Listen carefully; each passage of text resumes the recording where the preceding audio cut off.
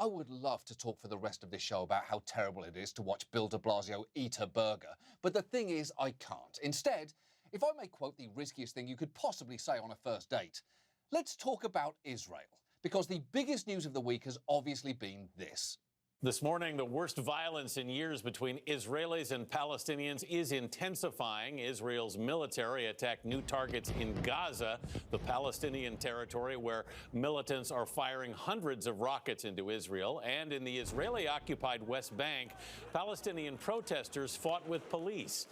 Since Monday, over 80 Palestinians have been killed and 7 Israelis in this tit-for-tat war.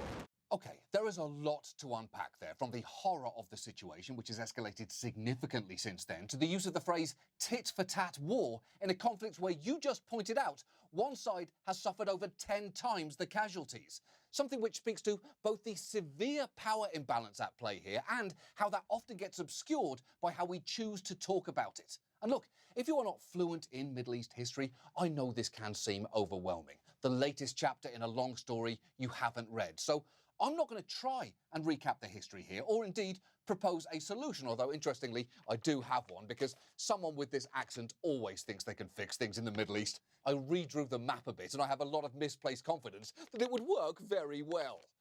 But this week's actually been a pretty good reminder that while some things are incredibly complex and require a great deal of context, others are just wrong. Take, for instance, one of the incidents that's been a flashpoint, the planned expulsion of Palestinians who've lived in the Sheikh Jarrah neighborhood for generations. It's currently tied up in the Israeli court system, with the foreign ministry calling it a real estate dispute. But it's worth knowing that the UN's Commissioner for Human Rights has said that these expulsions would violate Israel's obligations under international law. So it is not hard to see why sanitized terms like evictions or property disputes rankle those who live there. You grew up in the neighborhood. Your family home is slated for eviction. What is the scene right now? Well, thank you so much for having me. To start, it's not really an eviction. It's forced ethnic displacement, to be accurate. Eviction does not imply the hundreds and hundreds of heavily armed police and army and settlers polluting, blowing up your doors, throwing your children from your windows, and using brute force to throw you out in the street and assaulting and arrest you should you resist. It doesn't imply the grenades. It doesn't imply the rubber-coated bullets. Right. The threat of eviction is accurate only in a very superficial level, in that one day you live somewhere, the next day you don't, and that change wasn't your choice. But it doesn't tell the whole story. It's like running a headline that says Matt Gaetz reaches out to Florida youth. Sure, not inaccurate, but it's missing some pretty crucial details about the exact nature of that interaction. And look, it is true that militants from Palestinian groups like Hamas fired over 1,000 rockets towards Israel this week, and that is reprehensible.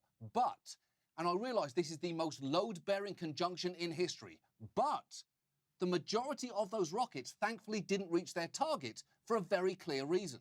The casualties and the damage would have been greater, but for Israeli interceptor rockets, the so-called Iron Dome, which blew most of the incoming missiles to pieces. Yeah, Israel has a so-called Iron Dome. And I know, what if we blew up the rockets with more rockets? Sounds like something someone drunkenly wrote down on a napkin once, but it is a real military defense system that really works. And I also know not all the rockets were shot down. Israeli civilians were killed this week, which is terrible. But the point is, this isn't tit for tat.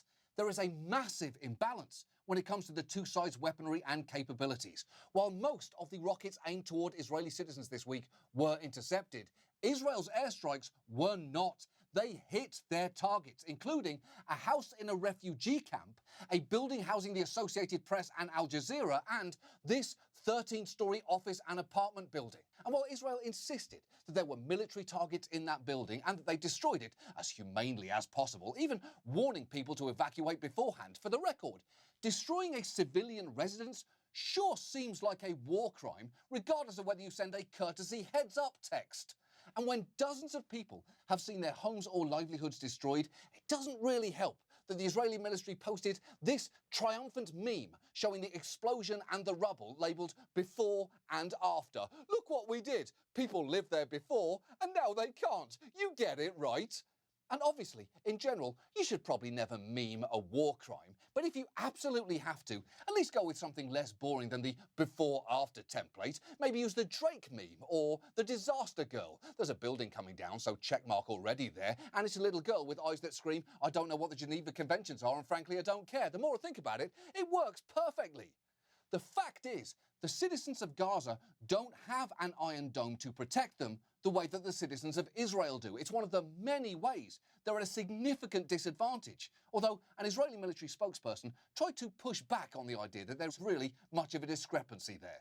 Somebody on Twitter said that the Palestinians don't have an Iron Dome. I say yes, they have an Iron Dome. It's called Don't Fire Rockets at Israeli Civilians, and we won't fire anything at Gaza.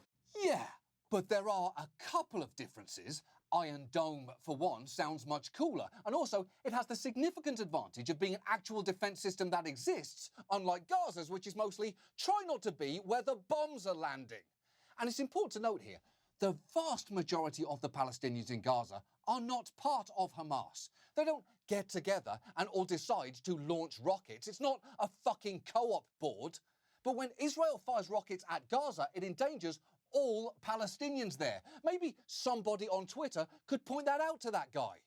To people in Gaza, it can seem like the only time anyone pays attention to what's happening there is when Hamas is firing rockets, which is understandably very frustrating because they've been living under a suffocating blockade for 14 years. And in Israel and the occupied Palestinian territories, Palestinians are essentially being governed by a form of apartheid, an assessment echoed by both international and Israeli human rights groups. Life in Gaza is hard even when they are not being bombed, and the US government has implicitly co-signed on the brutally hard line Israel's been taking. This guy basically gave Israel a green light to do anything it wanted for the last 4 years, and while Biden has had the opportunity to reset that relationship, his administration's response this week has been deeply underwhelming, giving a generic statement that Israel has a right to defend itself. It's the exact same line that Obama said and that Bush said before him.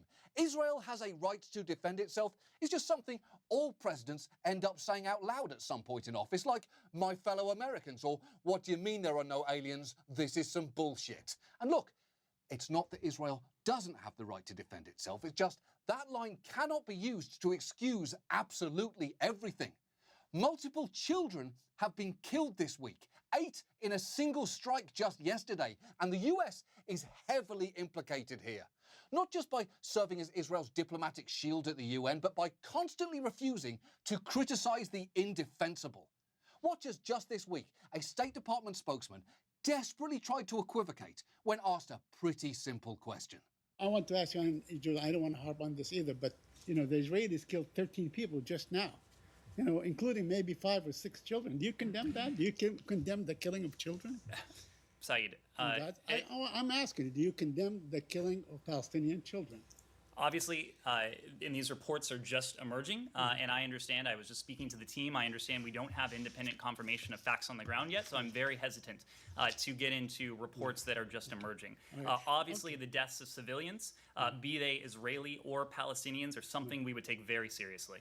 Holy shit, he just asked you, is child murder bad? This really isn't hard. Just say yes. The only scenario in which the answer to, is killing children wrong, gets tricky, is if you're a time traveller in 1890s Austria trying to explain why you just killed the Hitler family's bouncing new baby boy. I know how this looks, but trust me, it is complicated. Look, there is a real tendency, particularly in America, to both sides this situation, and I'm not saying that there aren't some areas where that's warranted, but it's important to recognise there are also areas where it's simply not. Both sides are firing rockets, but one side has one of the most advanced militaries in the world.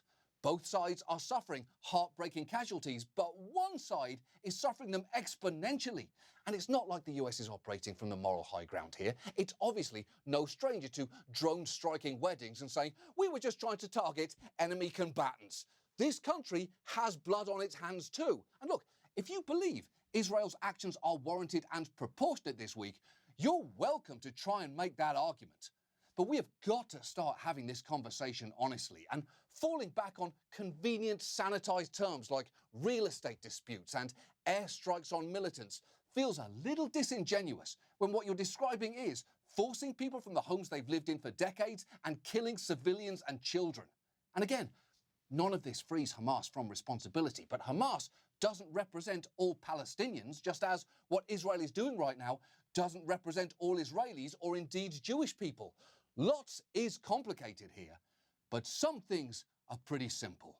One side is suffering much more. And if America really wants to help, it might want to seriously consider changing its long-held position here, because for decades, the backbone of America's policy in the Middle East has been that America is an unwavering friend to Israel, which is a great thing to try and be, but at the end of the day, I would hope that a real friend would tell me when I'm being an arsehole, and definitely when I'm committing a fucking war crime.